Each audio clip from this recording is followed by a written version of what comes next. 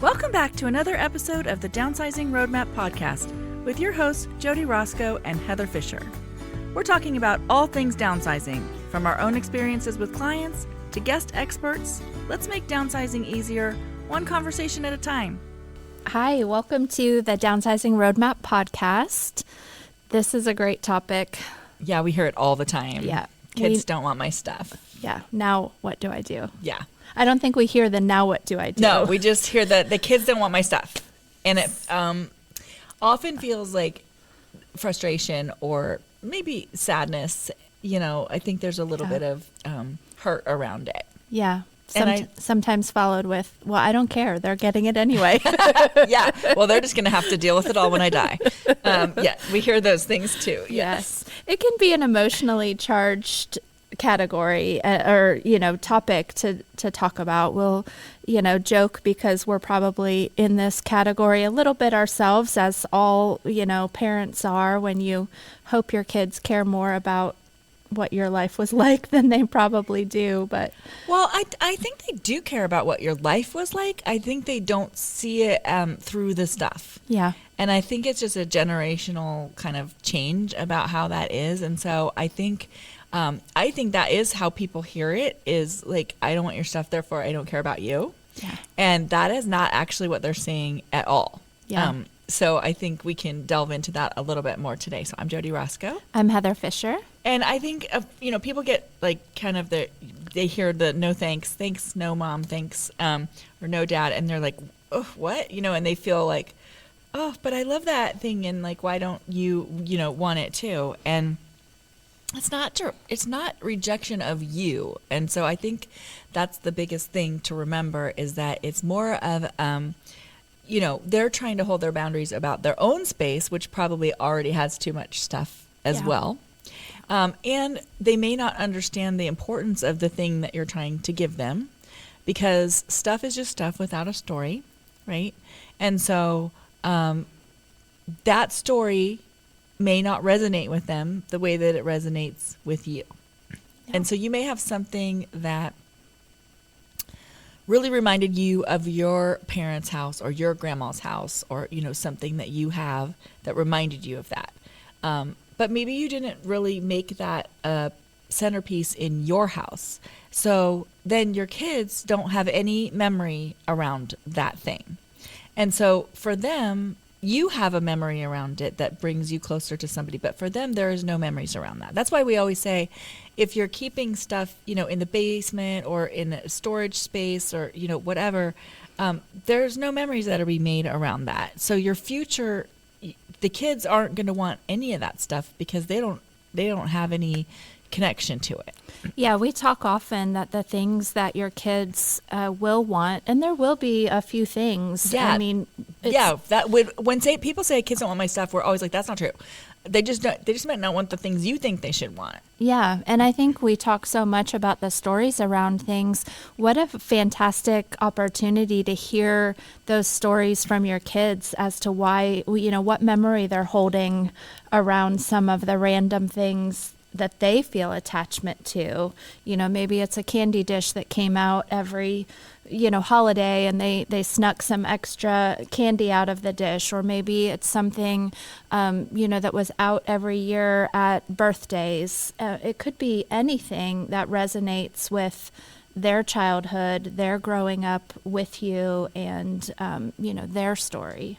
Well, and the thing could be like, okay, so I have an advent calendar, and I did a whole thing with the kids, like every year with the advent calendar, and each day it had something, fun to do or something in it. Don't start things you don't want to keep going, guys. I'm going to just, say that. But that, first of all, there's only one of those. And so I have 2 kids. So only one of them would be able to have that advent calendar. And secondly, I'm not sure it's the calendar itself at all. Like if they both went and got their own advent calendars that, looked different, but kept that tradition of, they loved that. That's the part they loved about it. It's not the actual physical calendar, right? Yeah. And so, think about if they're taking those those traditions or whatever that is, even if they're not taking the stuff, that's the important part anyways. That's the part you did it for. The part you care about is the memories that they had around it. Yeah, we just went through exactly that. I've got 3 kids, and only my oldest has has children of his own, so grandkids. And he called me a year or 2 ago on before Christmas. I don't have the talent that you have to put all the activities around the Advent calendar, but we had like a wooden countdown to Christmas. It had little drawers for the 25 days and little ornaments that went on the little wooden thing that it came with. You could hang the ornaments each day as you counted down. And my youngest loves it the most. But my son, my oldest, he called me and said, "Hey, Mom, do you still have that, countdown calendar?" He thought his kids would really love it.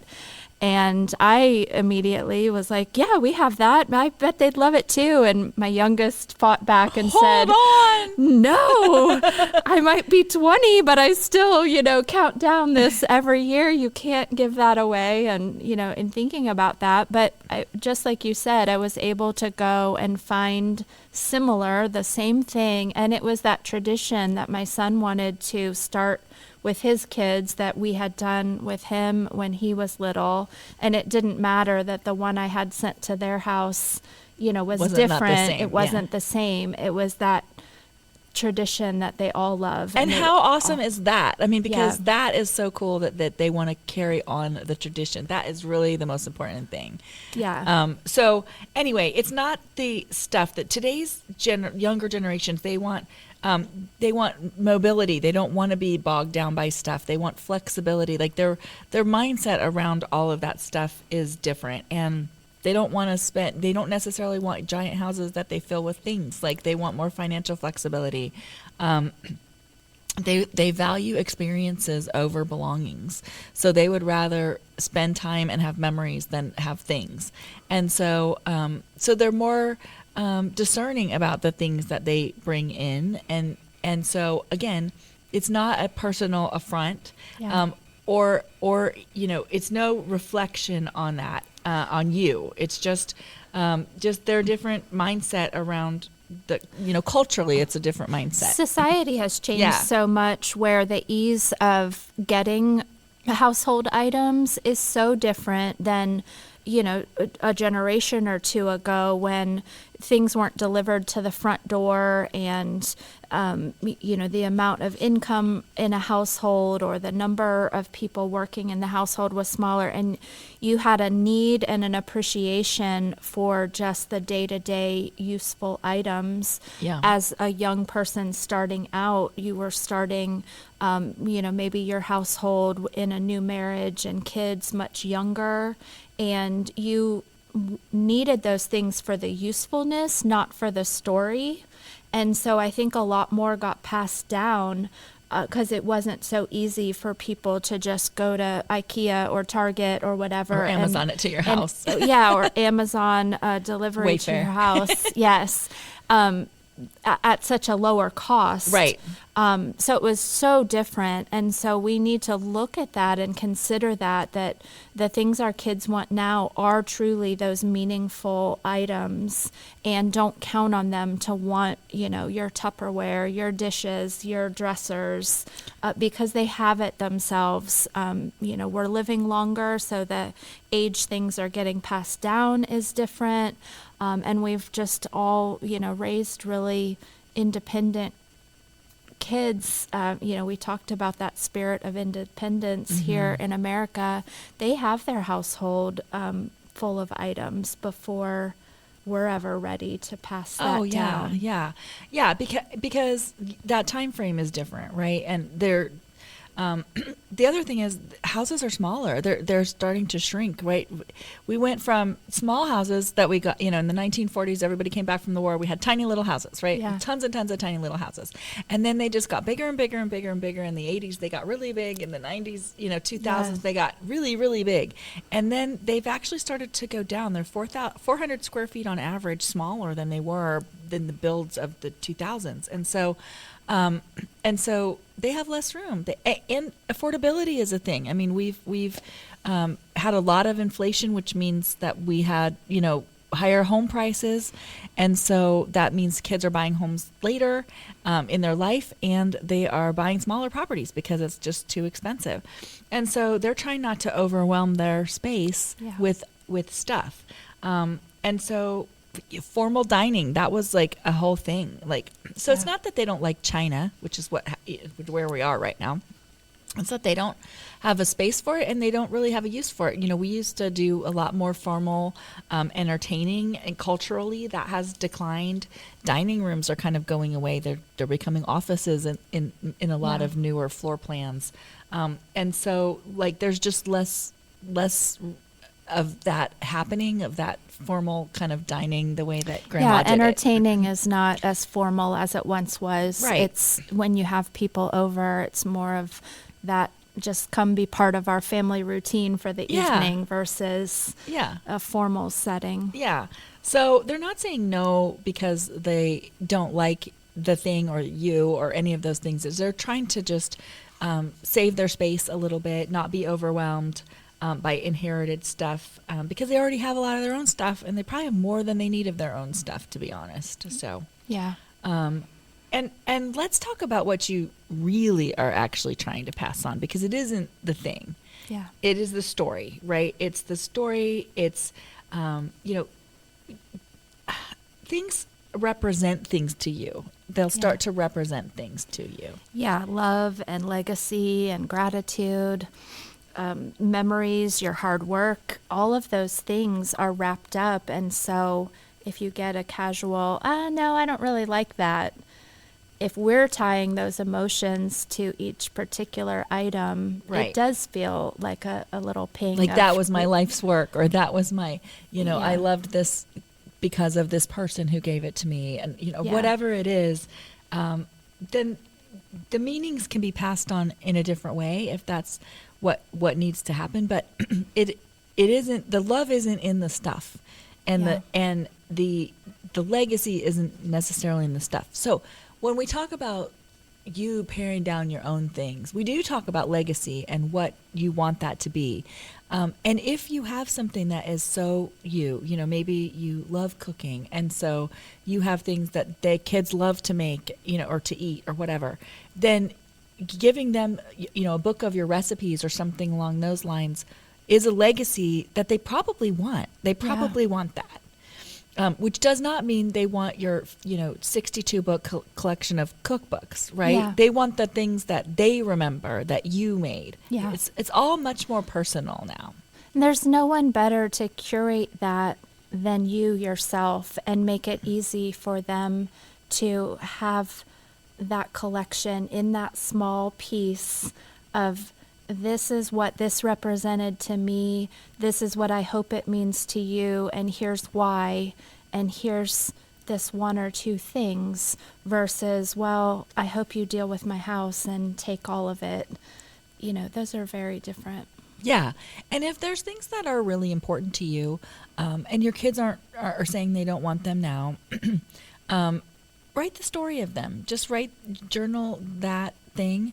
If it's something that you still love and you're still using, you can still keep it and keep that story with it. And someday the kids may or may not change their mind around it, but they will love to read the story and hear the story about it and know that.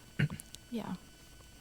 So, especially items that they may not end up keeping later, but just to have that story, to even know what it means to the family or whatever, is a gift you can give as they're going through things, to know the difference. Did you buy this at an estate sale last week because it just looked interesting, or was this belonging to your great-great-grandmother, and, here's why. Right. And I know I've told this story before, but my grandma loved crystal and had all this crystal. And when my mom and my grandma passed away at the same time, I didn't know any of the stories about it. And I know some of it was my great-grandma's on both sides, and some of it was my grandma's, and some of it she got for her 50th wedding anniversary and all the things, And when they passed away together, then that story, all of those stories were gone. I mean, we did not remember what was what. They could have told you, my mom could have told you, but I couldn't, Yeah. and so her brothers weren't sure either. And so now it's just Crystal. And so, if there's something super important, make a list of it, write the story of it so that they know. That doesn't mean they're going to keep it either later. I don't know, but like they might really love to hear that story, and the story is what keeps the memory. Yeah. Yeah. Or be just a comfort in that moment if it's being gone through because you're gone, and they can or just have that. Be like, this is so cool. I want it now. It was great Grandma Sue's, Yeah. like whatever. Like, Yeah. So.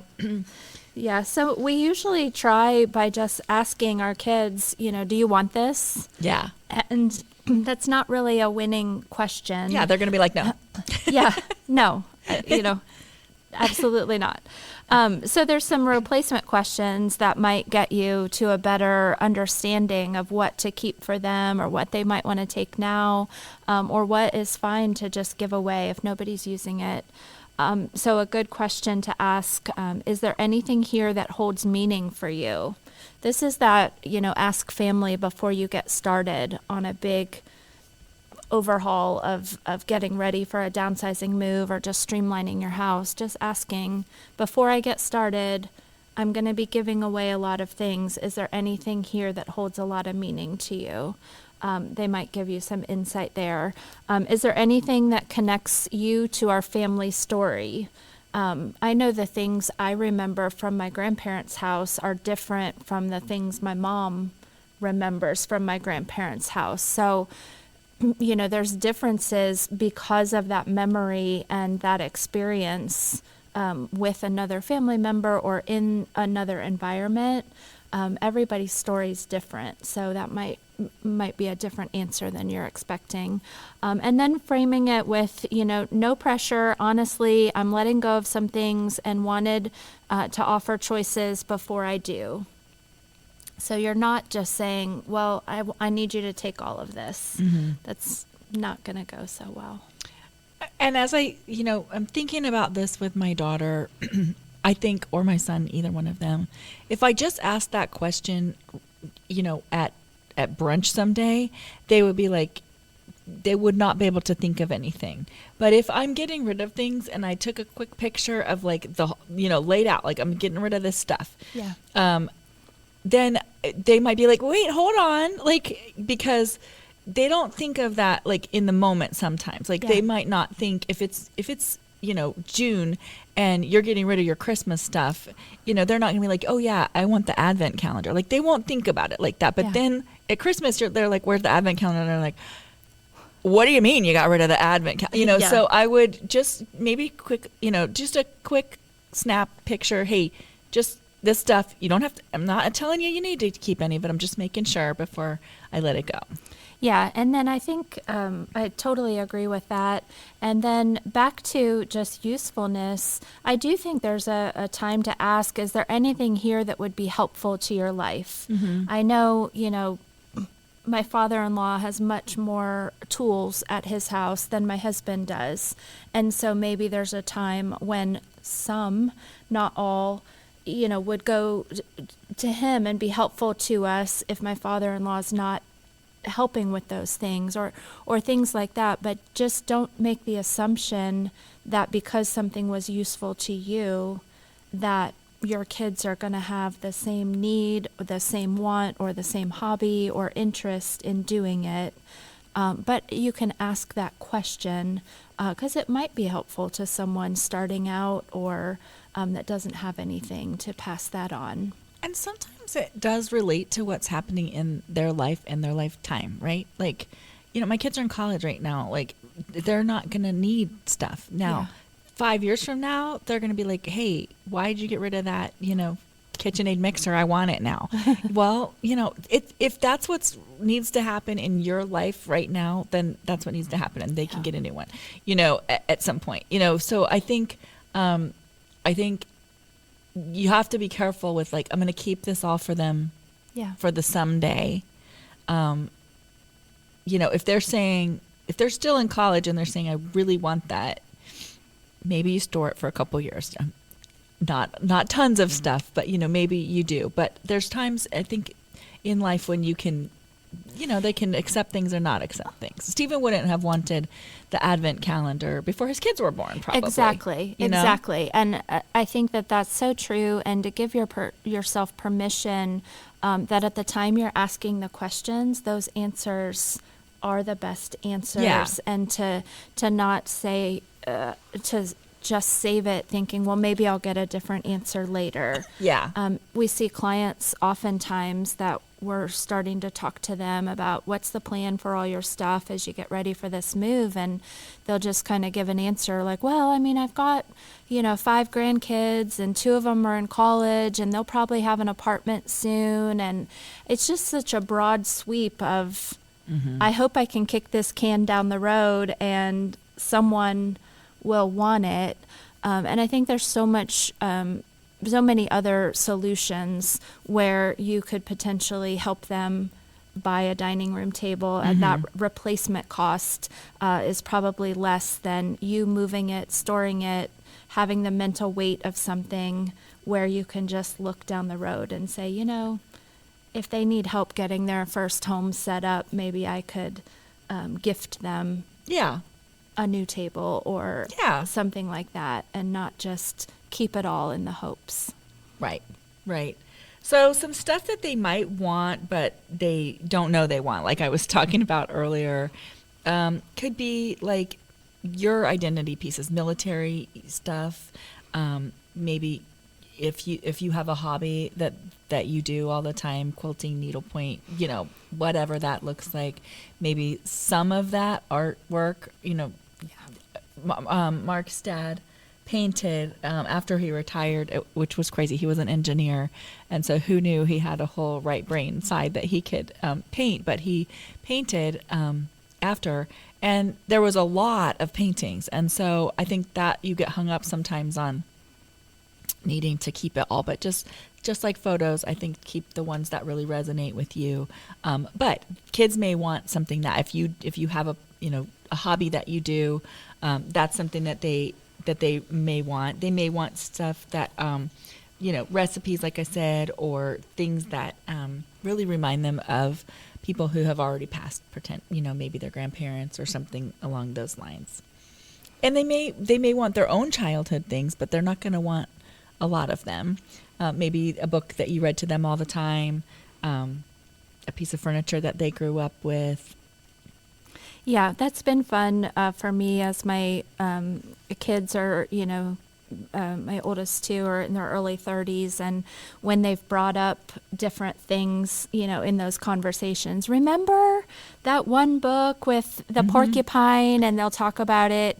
And like in that instance, like we all loved this one book, and I'm like, I think I might have it. I'm not sure if I have it, but the moment of us all talking about it and reminiscing didn't matter that we had the physical book or not. And we all talked about it and laughed. And then, just yesterday I had the kids and grandkids over, and my son said, Mom, remember that game we used to have? And he described it, and he's like, I think, he said, I just was thinking about that, and he thought his son was getting to the age where he would like it. And I'm like, yes, I do. It's in the cabinet. And I went and got it, and we all played it last night and taught it to my grandson. And, both ways were just as fun because it was our family, carrying on a tradition and talking about it. Yeah. And the item was just part of the story. And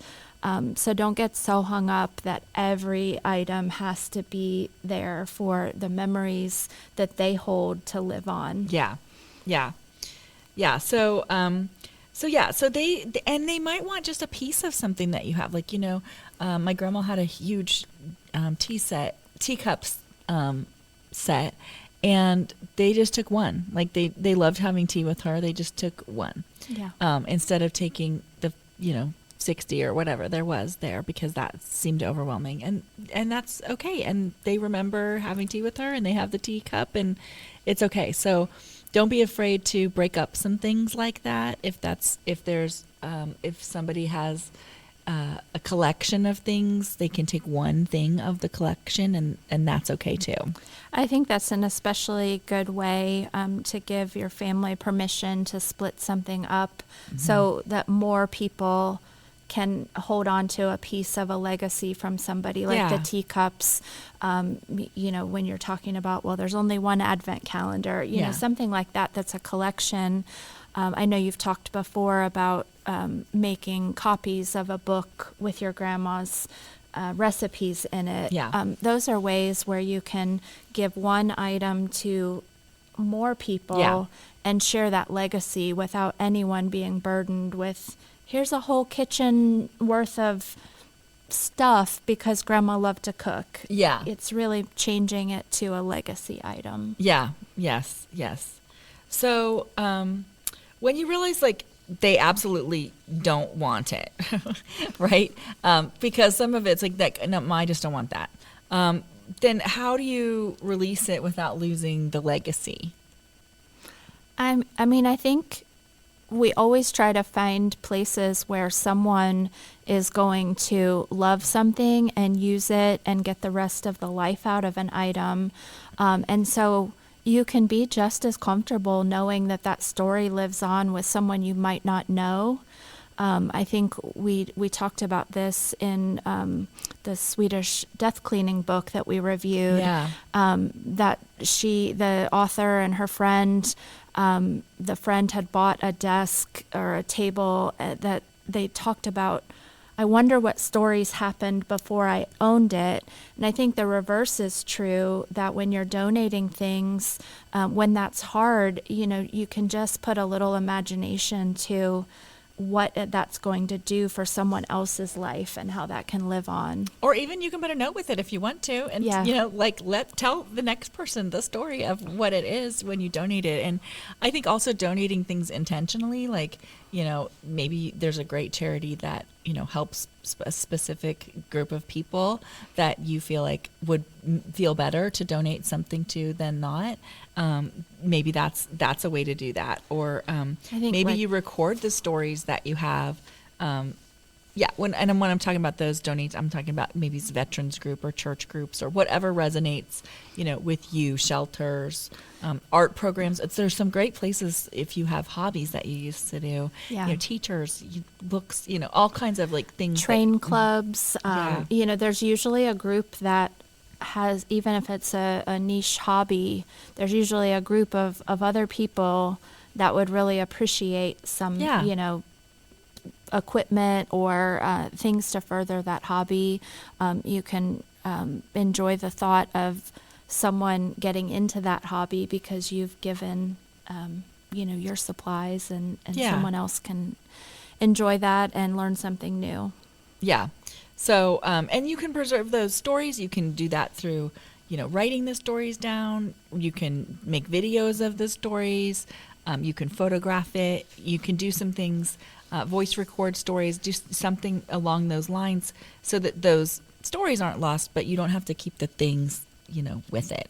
The actual physical things. So, and if there are one or two things that really, really matter, not 30 things, not 100 things, then the kids need to know why, and they need to know that story, and they need you to, like, intentionally, like, sit them down and be like, hey, this is really, really important to me because, and then the entire story of why it is, and it needs to be a good story. So I'll say that. Yes. Yeah. It's not because, like, you know, you went and bought it at a garage sale one day and whatever. Unless that was the story because that's where you met your husband. I mean, you know, it could be anything, but, like, whatever. Well, and I think the lesson to be learned from that is that if you've incorporated that story and that thing into your household through all of the time when they were living there and growing up there, they'll know how important something is to you. And that will be the things that they can at least respect your love of it, and you know, whether they keep it for all of time or not, you know, they're holding that story too.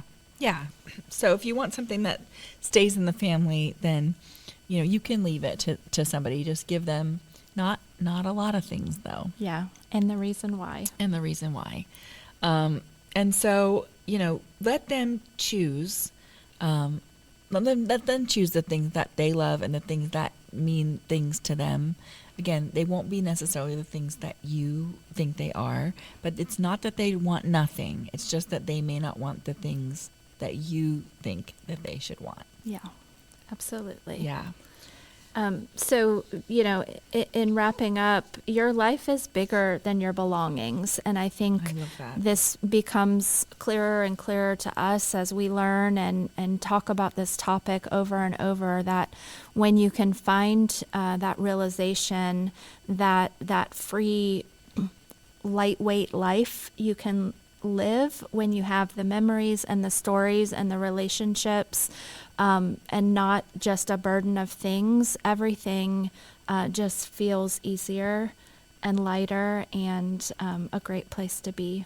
Yeah, because what if your legacy was your stories and not your stuff, and what your gift to your kids is not having to deal with the stuff? Because I'm going to just say, as the adult kid, I did need to do that, and that was a lot, and it was very overwhelming, and it would have been awesome if that had been the gift to me, was that, all the stuff was narrowed down to the super important stuff, and I knew why it was super important, and that would have been amazing. So, don't leave that overwhelm or that procrastination of making decisions to your kids. That can be such a big gift.